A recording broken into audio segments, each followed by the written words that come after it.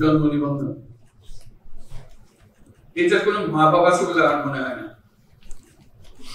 নিয়ম আছে কিন্তু মা বাবা নেই। আমি মধ্য বয়সে কিংবা শেষ বয়সে কোথাও যে দেশে একটা পাসপোর্ট দরকার, পাসপোর্ট করা হয়নি,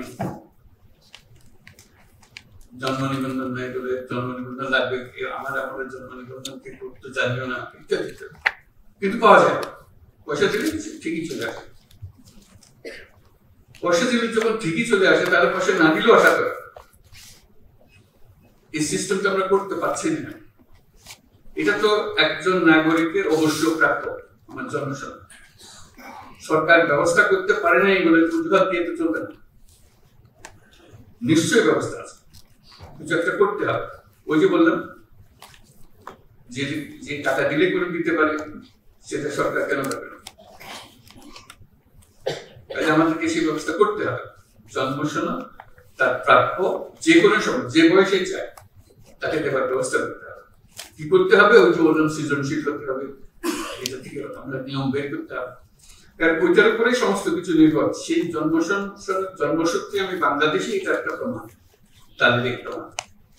এই দলিল দিয়ে আমি ভবিষ্যতে চাকরি করব। ওইটা না হলে এনআইডি পাওয়া যাচ্ছে না, এনআইডি না হলে পাসপোর্ট পাওয়া যাচ্ছে না, সব আটকে যাবে সব। আমি বলছি যে এটা সবার একই সঙ্গে তার সমস্ত কিছু হতে হবে। যদি আমার জন্মসনদ থেকে থাকে তাহলে আমি এনআইডি পাবো। এগুলো এখন অনলাইন পাওয়ার কথা, আমরা অনলাইন পাচ্ছি কিনা? পাসপোর্ট অনলাইন, এখন ই পাসপোর্ট হচ্ছে কিনা? এখনো দেখি ওই এমআরপি করছে। কেন হচ্ছে? আইন তো আছে। আমি বলছি রাতারাতি সব হয়ে গেছে, এটাও আমি আশা করি না। শুরু তো করতে হবে সেই কথার কাজটা করা, যে আমার এখানে আমার জেলাতে এমআরপি আর হবে না, এখানে সব ই পাসপোর্টে নিয়ে যাবো। যেহেতু আমাদের এই টিমের কাজ, যে টিম এখানে আমরা বসে আছি, এখানে আইন বানানো হয়, এটা আইন খাটানো হয়, নিয়ম মানা হয়। এগুলোতে আমরা কিভাবে যাবো?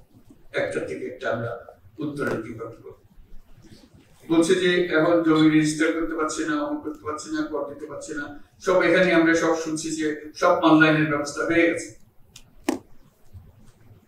হয়ে যদি যায়, সেটা বাস্তবায়ন হচ্ছে না, কিসে আটকে গেলাম?